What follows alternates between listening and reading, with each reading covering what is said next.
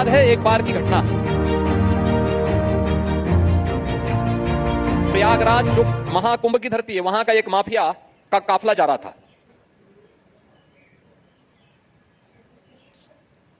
इलाहाबाद उच्च न्यायालय के मुख्य न्यायाधीश के काफिले को रोक करके उस माफिया को टेलीपास कराया।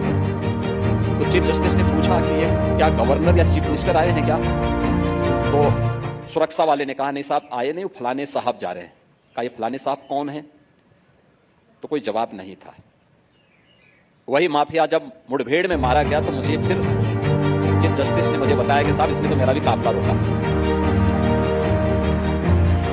आप वहां के उसका अंदाजा लगा सकते हैं क्या स्थितियां थी।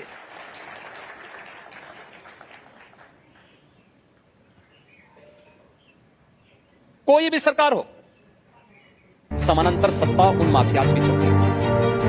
और मैं इस बात को आज कह सकता हूं, आज उत्तर प्रदेश में कोई माफिया इस प्रकार का दुस्साहस नहीं कर सकता। कोई भी ऑर्गेनाइज क्राइम उत्तर प्रदेश के अंदर आज के दिन पर किसी से विरोधी नहीं वसूल कर सकता, कोई गुंडा टैक्स नहीं ले सकता। आज यूपी के अंदर कोई व्यापारी, कोई उद्यमी किसी भी प्रकार से किसी को गुंडा टैक्स नहीं देता और यहां तक कि पॉलिटिकल चंदा भी नहीं देता है। यह भी हमने रोक लगाई है कि कोई पॉलिटिकल चंदा भी नहीं दिया जाएगा, कोई गुंडा टैक्स नहीं ले सकता। इसके परिणाम सामने आए। आज उत्तर प्रदेश के अंदर मुझे प्रसन्नता होती है जब मैं बेटियों को स्कूल जाते हुए देखता हूं, और पश्चिमी उत्तर प्रदेश में खास तौर पर। मुझे याद है 2015 में किराना में एक उद्यमी की हत्या हुई थी, सरेआम चौराहे पर दिन दहाड़े हत्या हुई थी। उसकी 5 वर्ष की बेटी उसके साथ थी।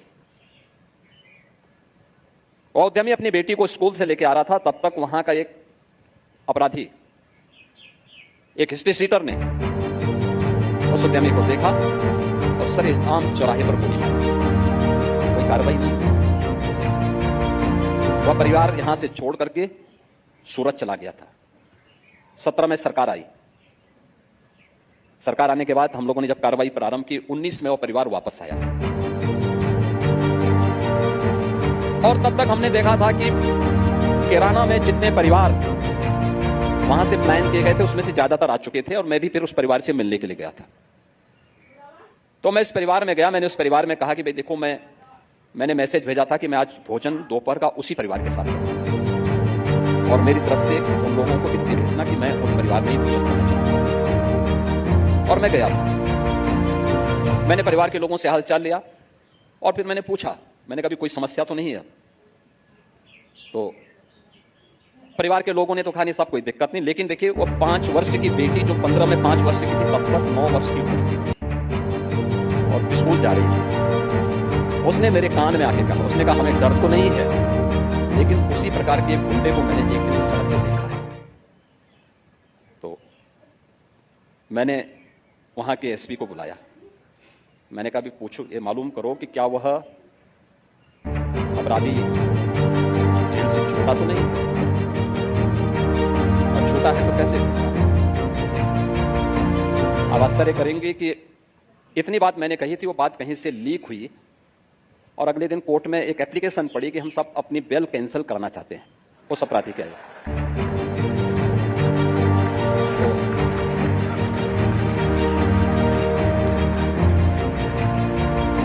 तो हम लोगों ने कहा भाई, मुझे जानकारी मिली तो हमने कहा इसकी बेल कैंसिल नहीं होनी है,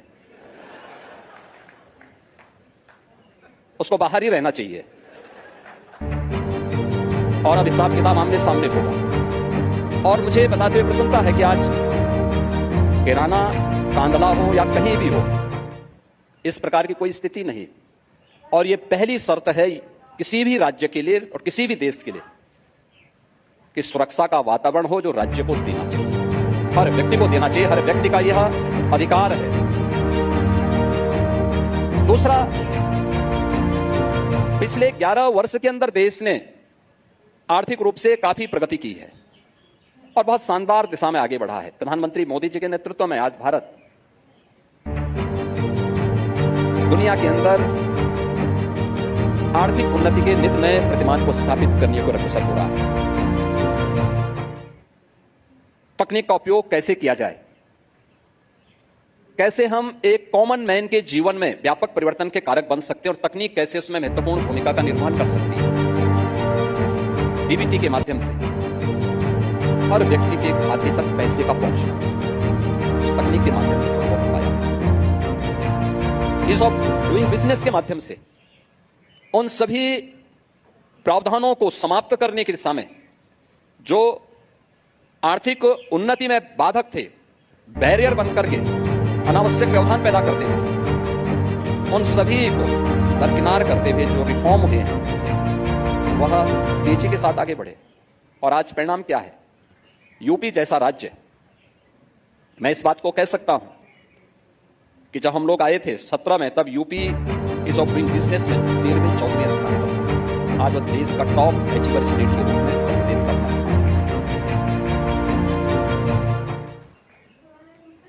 उत्तर प्रदेश ने, मैं भी पिछले दिनों जब वेस्ट बंगाल के इलेक्शन चल रहे थे तो मैं इलेक्शन प्रचार में था।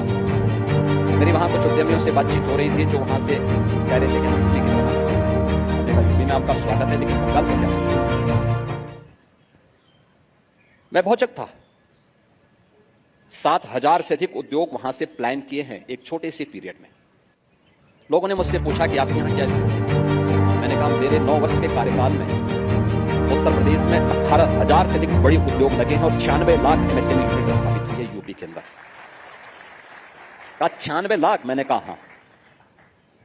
मैंने कहा भी देखो हमारा परिवार बहुत बड़ा है, 25 करोड़ से ऊपर की आबादी यूपी की, बाकी उतने लोगों के लिए एम्प्लॉयमेंट तो देना हमारी पॉलिसी। और मेरा मानना है इस बड़े उद्यम के लिए, बड़े उद्योग के लिए उसकी जो ताकत होगी वह यह एमएसएमई होगी। और उसको हम इसलिए हर एक जनपद में हम लोगों ने 2018 में ही 1 डिस्ट्रिक्ट 1 प्रोडक्ट के रूप में उसे आगे बढ़ाया, उसकी ब्रांडिंग की और उसी ब्रांड के माध्यम से उसको प्रमोट करते हैं, उसको तकनीक के साथ जुड़ा, उसको डिजाइन के साथ जुड़ा, उसको पैकेजिंग के साथ जुड़ा और अब बहुत अच्छी दिशा में कार्य कर रहा है। आप सोचिए यूपी के अंदर हमारे पास वर्तमान में 32,000 से अधिक बड़े उद्योग हैं और इनमें से पिछले 8-9 वर्ष के अंदर 18,000 से अधिक नए लगे। ये सभी नए स्थापित हुए हैं। उत्तर प्रदेश जैसे राज्य में मुझे याद है जब मुझे पहला इन्वेस्टर समिट करना था